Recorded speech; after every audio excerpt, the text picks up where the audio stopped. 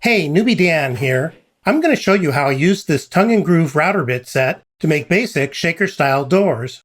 I'll explain how these bits work and how to use them, and give you some tips along the way. If that sounds interesting to you, stick around.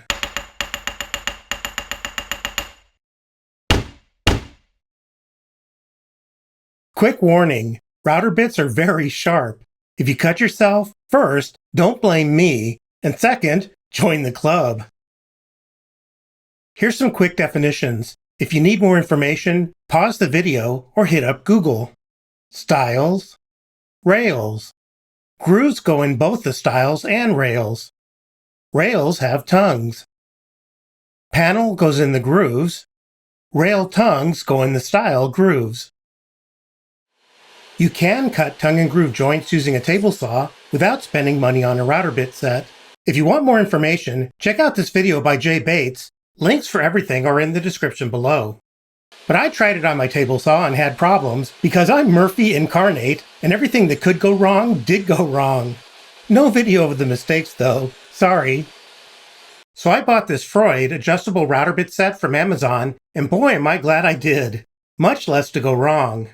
The bits have 1/2-inch shanks. They both have 2 blades and shims that can adjust the cuts anywhere from 7/32 of an inch to 3/8 of an inch thick. The tongues and grooves are a hair over 7/16 of an inch deep, and you can't change that. Freud router bits usually come in packages like this or this. If you can't figure out how to open them, there's usually a strip along here that you can peel away. Remove the clear plastic top however you can without getting cut. Not as easy as it sounds. Removing the bits without shedding blood is tricky unless you know the secret. There's a hole underneath the bit, and you can stick something in it to force the bit out. I usually use a hex key. The bits look sort of opposite of what they make. The one that looks like a tongue actually cuts a groove, and the one that has a groove in it actually cuts the tongue. Let's look at the groove cutting bit first. The bits are too large for my router plate insert, so I just left it off. I probably should get one with a bigger hole.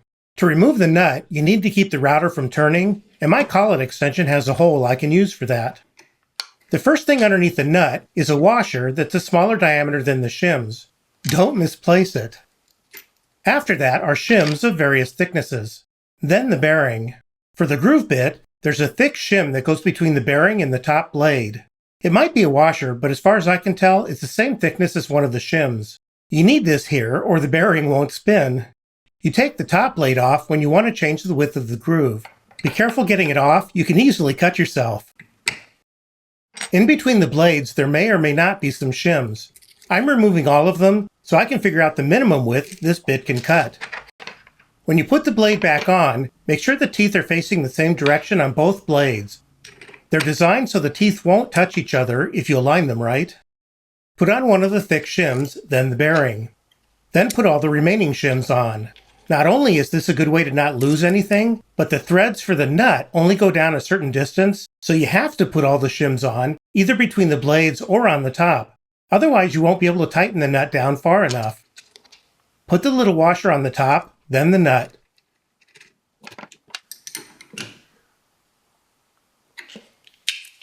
As I just mentioned, I want to measure the narrowest groove this bit can cut. So I lined up the bit at about the middle of a scrap piece, and I moved the fence up until it was in line with the bearing.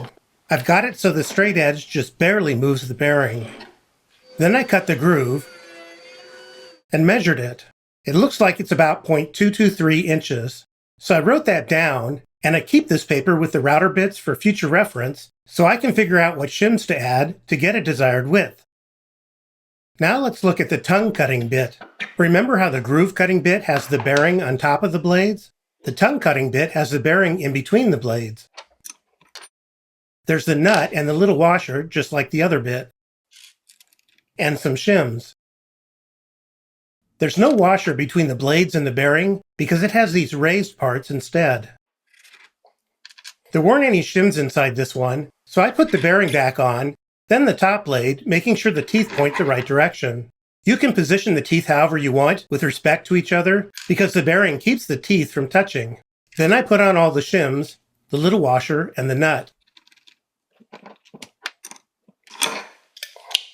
I lined it up in the middle of the scrap piece and moved the fence in line with the bearing, just like before. Here's something that's extremely important. The tongue cutting bit's blade sticks out above the top of the stock. That means if you push the stock with your hand, this can happen to your hand. So use a push block and preferably keep it away from the bit. I measured the tongue and it's 0.199 inches. I write it on the same piece of paper as before. Like I said, I keep this with the bits. I want the grooves to be just a little wider than the thickness of the panel, so I struggled to get a measurement on camera, but I measured it off camera, so I know it's 0.260 inches. I do some math to figure out how thick I need the shims to be. Then I gather the shims, and I decide on something like 1/100 of an inch wider than the panel. I'm just guessing here. I've never been a good judge of size. My wife claims that all men are like that. I don't know what she means by that. I need to remove the top blade so I can add the shims. It doesn't seem to want to come. Holy crap, that was close. I add the shims and put the blade back on with the teeth pointing in the right direction. Add a thick shim, then the bearing, then add everything else.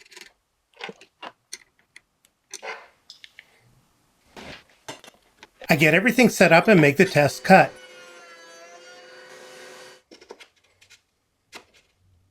It looks like it's right, so I cut the groove all the way through and check it again, and it still looks good. So take that, wife. I can judge the size of small things.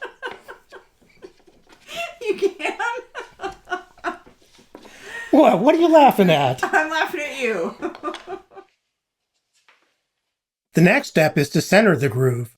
I'll never get it perfectly centered, so I'm putting tape on one side of the stock.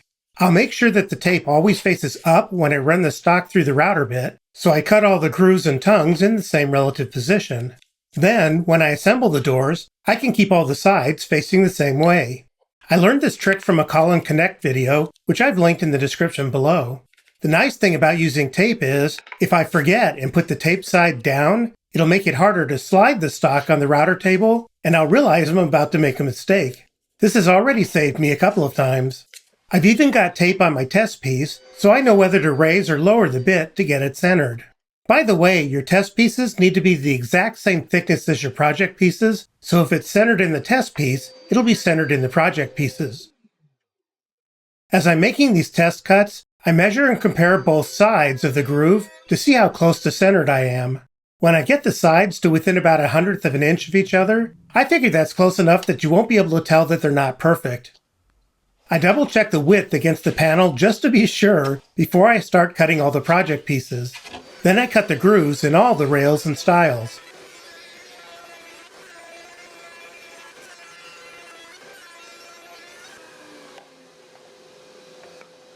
Now it's time to get the tongue bit set to cut tongues the right thickness. I start out by setting the thickness to a little less than the grooves. I use one of the pieces I just cut to get the bit to the same height.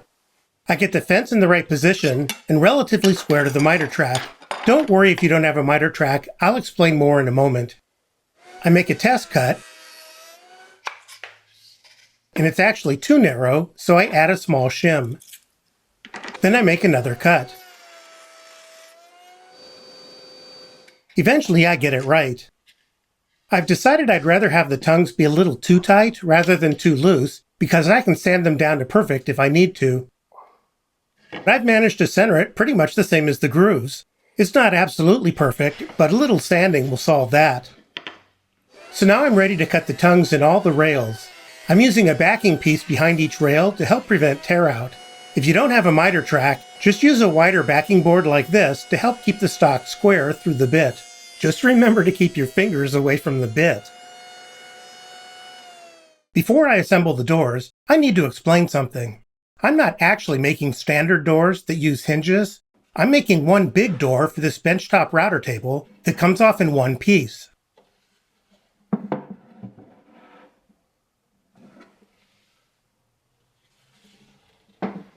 I cut an extra groove in one of the stiles, and I cut a tongue in another stile, so they can be glued together as one piece. Other than that, though, there's no difference between these and regular shaker cabinet doors. I'm doing a dry assembly without panels. I'll cut the panels in a moment. I'm keeping all the taped sides facing the same way. I'll remove the tape after I've glued them up. The tongues are just a bit too tight, which I expected, so I'll have to sand them before the final glue up. But it's a pretty good looking fit.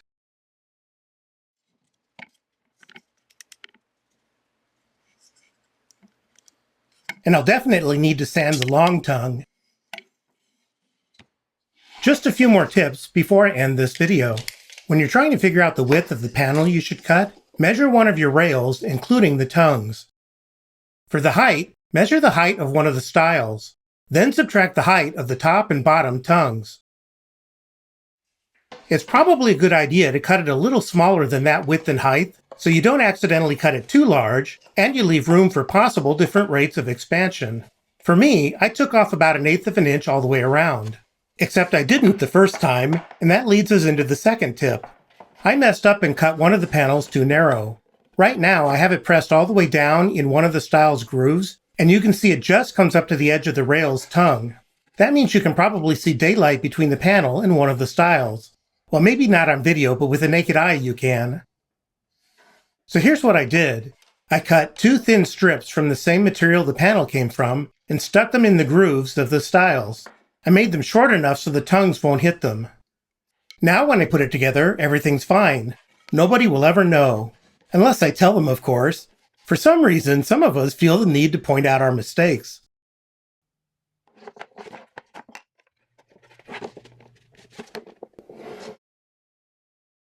Well, I've got everything glued up, so I think we're done here. Except I know someone will ask about these diagonal clamps. Both doors were slightly off kilter, so I'm using the diagonal clamps to help pull them back to square. If you need any more help on gluing and clamping, do a YouTube search. If you enjoyed this video, please give it a thumbs up and consider leaving a comment. Check out the description for links to products seen in this video. Just scroll down, click Show More, and scroll down until you see the links. And if you like what I do here, click that subscribe button. And don't forget to ring that bell to get notified about new videos. Thanks!